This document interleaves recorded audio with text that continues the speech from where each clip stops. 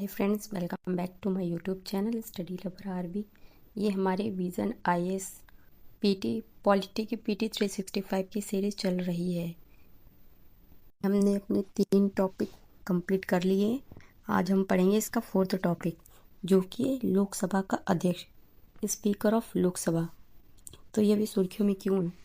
तो लोकसभा अध्यक्ष है, इसने सदन की कार्रवाई का संचालन करने के लिए एक सांसद एमपी को सभापति तालिका के सदस्य के रूप में नामित किया है।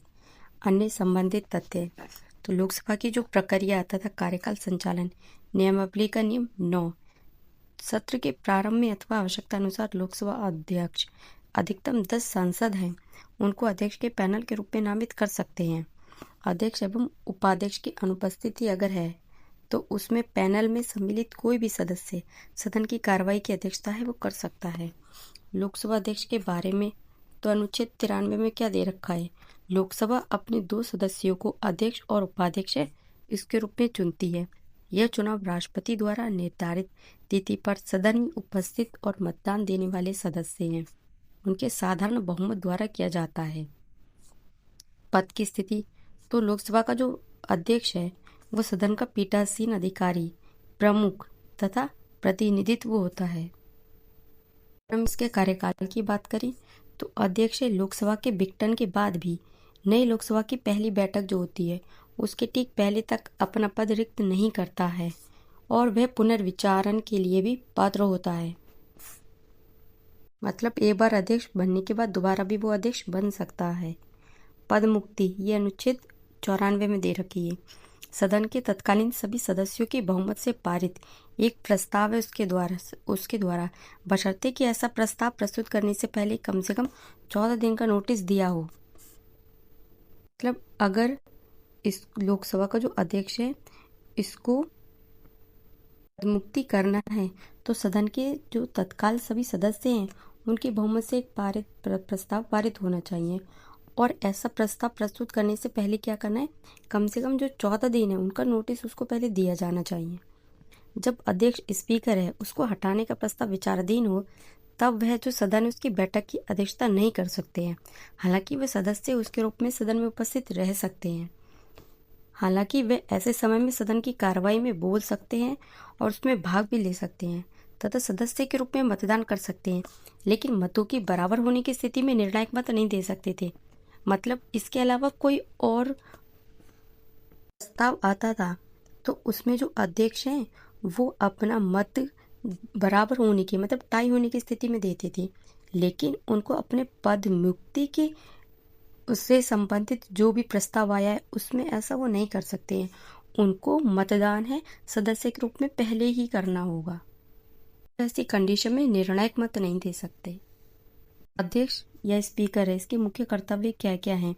तो अधिकारों का संरक्षक, सदन के भीतर अधिकारों और विशेषाधिकारों का संरक्षण सुनिश्चित करना इसका काम है। विनियामक अधिकारी, उन मामलों का प्रबंधन करना जो विशिष्ट नियमों के अंतर्गत नहीं आते हैं।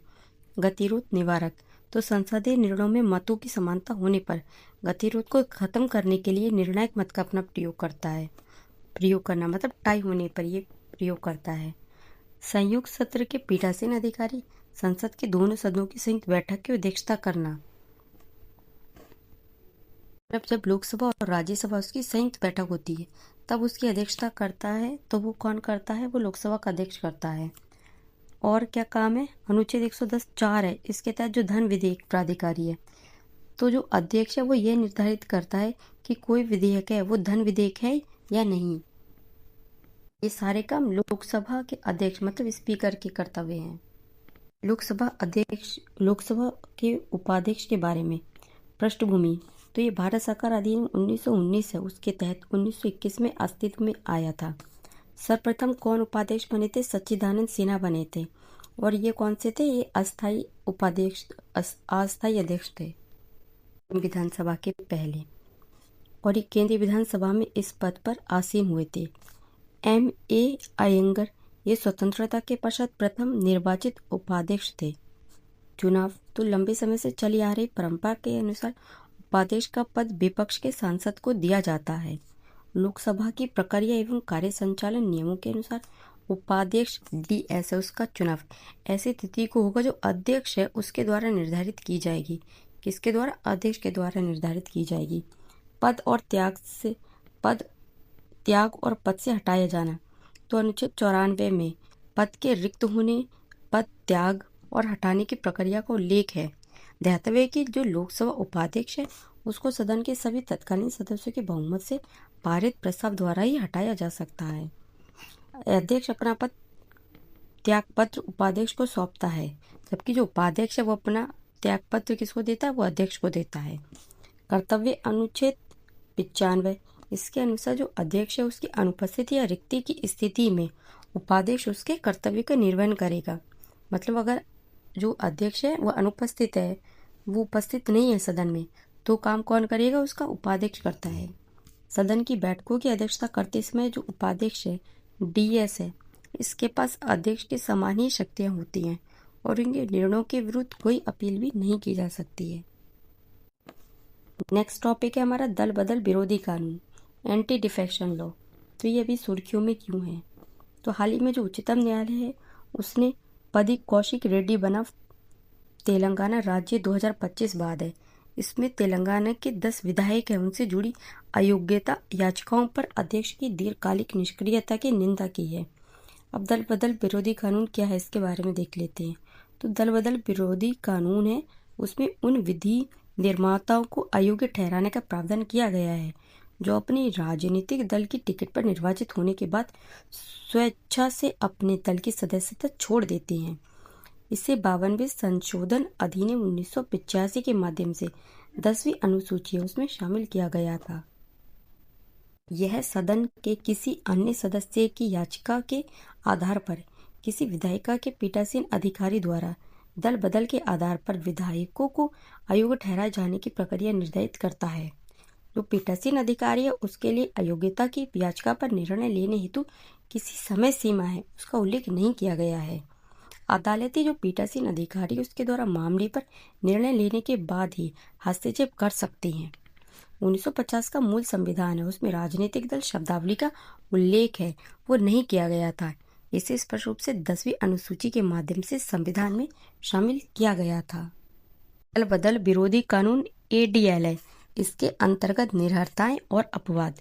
तो निरर्हता है वो तब होती है यदि पार्टी सदस्यता छोड़ना, यदि कोई सदस्य स्वेच्छा से मतलब अपनी मर्जी से अपनी राजनीतिक पार्टी की सदस्यता छोड़ देता है, वह पार्टी व्हिप सचेतक के विरुद्ध मतदान करता है या मतदान से वो अनुपस्थित रहता है और 15 दिनों के भीतर पार्टी से उसे क्षमा नहीं किया जाता है।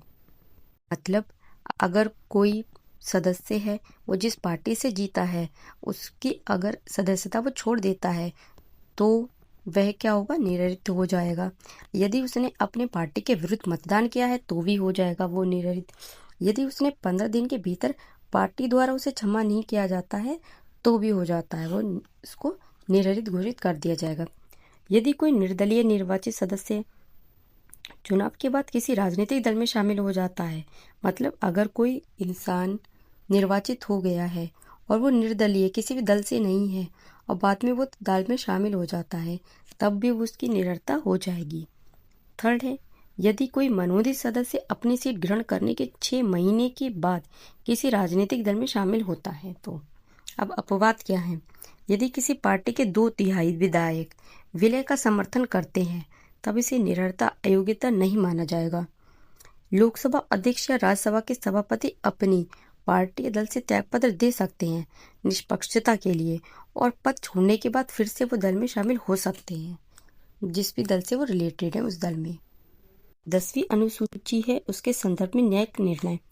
तो कियोतो होलोहन बनाव जाचिलिहु बाद 1992 दल बदल विरोधी कानून के तहत अध्यक्ष के निर्णय न्यायिक समीक्षा के अधीन है। इसमें बोला गया रवि S नाइक बनाम भारत संघ बाद 1994।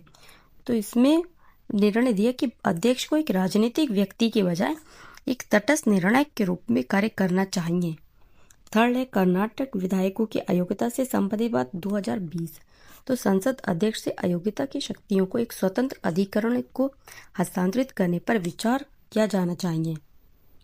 केशम मेघचंद्र सिंह बनाम मणिपुर विधानसभा के माननीय अध्यक्ष और अन्यवा 2020। तो जो 10वीं अनुसूची है, इसके तहत अयोग्य याचिकाओं पर उनके दाखिल होने की तिथि से 3 माह है। इसके समय के भीतर निर्णय किया जाना चाहिए। नेक्स्ट टॉपिक है वर्तमान सांसद या विधायक की अयोग्यता। तो ये अभी सुर्खियों में क्यों है? तो अवैध खनन मामले हैं, उसमें केंद्रीय जांच ब्यूरो सीबीआई है, इसकी अदालत द्वारा दोषी ठहराए जाने के बाद जो कर्नाटक है उसके एक विधायक को अयोग्य घोषित किया गया है। कर्नाटक का जो विधायक है उसकी जो अयोग्यता है ये संविधान के अनुच्छेद 191 और लोक प्रतिनिधि अधिनियम आरपी 1951 की धारा 8 है, इसके तहत घोषित की गई है। इससे निर्वाचन क्षेत्र में उसकी सीट है वो रिक्त हो गई है। सांसद या विधायक की अयोग्यता संवैधानिक प्रावधान क्या क्या है? तो संविधान के अनुच्छेद 102 और 191 उसमें वे स्थितियां दी गई हैं जिनके आधार पर क्रमशः संसद सदस्य एमपी या विधानसभा सदस्य एमएलए उसको अयोग्य ठहराया जा सकता है। ये स्थितियां निम्नलिखित हैं, जैसे लाभ के पद ऑफिस ऑफ प्रॉफिट पर होना, यदि सक्षम न्यायालय द्वारा उसे विकृचित व्यक्ति पर्सन ऑफ अनसाउंड माइंड घोषित किया गया हो, अनुमोचित दिवालिया घोषित किया हो, भारत का नागरिक ना होना अथवा स्वेच्छा से किसी और देश की नागरिकता ले लेना, दल बदल दोषी ठहराए जाने पर, और संसद द्वारा बनाए गए किसी भी कानून के अंतर्गत अयोग्य ठहराया गया हो। दोष सिद्धि के पश्चात अयोग्यता से संबंधित वर्तमान विधिक और न्यायिक संरचना। तो जो लोक प्रतिनिधि अधिनियम 1951 इसकी धारा 8(3) के तहत यदि कोई किसी विधि निर्माता है उसको किसी अपराध में 2 वर्ष या उससे अधिक की सजा होती है तो वे चुनाव लड़ने या पद पर बने रहने के लिए अयोग्य हो जाता है। इसमें रिश्वत, बलात्कार, वैमनस्य से फैलाना, आश्रयता, भ्रष्टाचार, देशद्रोही जैसे अपराध सब शामिल हैं। लिली थॉमस बनाम भारत संघ मामले 2013, इसमें उच्चतम न्यायालय है, इसने निर्णय दिया कि उपयुक्त सजा मिलने पर विधि निर्माता तुरंत अयोग्य हो जाएगा।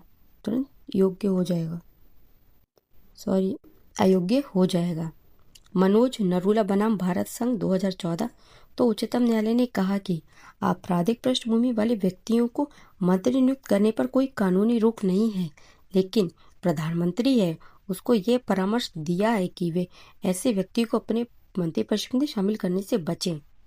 पब्लिक इंटरेस्ट फाउंडेशन की जनहित याचिका PIL 2018, तो जो उच्चतम न्यायालय है यो अयोग्यता के नए आधार नहीं जोड़ सकती है। न्यायालय ने संसद को सुझाव दिया कि वह ऐसा कानून बनाए जिससे राजनीतिक दल गंभीर आपराधिक मामलों वाले उम्मीदवारों की सदस्यता रद्द करे और उन्हें चुनाव का टिकट ना दे। हिरासत में लिए जाने वाले मंत्रियों को पद से हटाना, तो ये सुर्खियों में क्यों है? तो जो केंद्रीय गृह मंत्री है उसने लोकसभा में हिरासत में लिए जाने वाले मंत्री हैं उनको पद से हटाने के लिए 130वां संविधान संशोधन विधेयक 2025 है वो पेश किया है। अब 130वां संविधान संशोधन विधेयक 2025 है, इसके प्रमुख प्रावधान क्या क्या हैं? तो पद से हटाने का आधार किसी केंद्रीय मंत्री, मुख्यमंत्री या मंत्री या राज्यों के मंत्री को पद से हटा दिया जाएगा यदि उसे किसी अपराध में गिरफ्तार कर लगातार 30 दिन तक हिरासत में रखा जाता है और जिसकी सजा कितनी है 5 वर्ष या उससे अधिक हो सकती है। इस विधेयक है इसमें भारतीय संविधान के अनुच्छेद 75 है केंद्रीय मंत्रियों के लिए प्रावधान और अनुच्छेद 64 राज्य मंत्रियों के लिए प्रावधान और अनुच्छेद 239 AA NCT दिल्ली के लिए प्रावधान। इसमें बड़े संशोधन करने का प्रस्ताव किया गया है।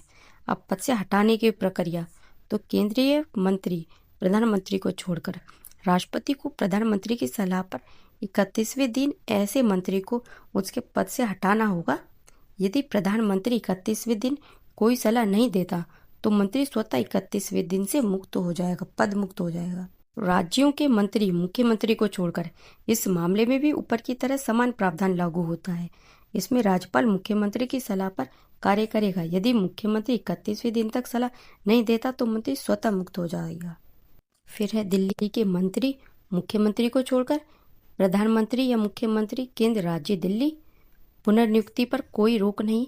हिरासत से रिहाई के बाद प्रधानमंत्री या मुख्यमंत्री को फिर से अपने पद पर वापस आने की अनुमति है।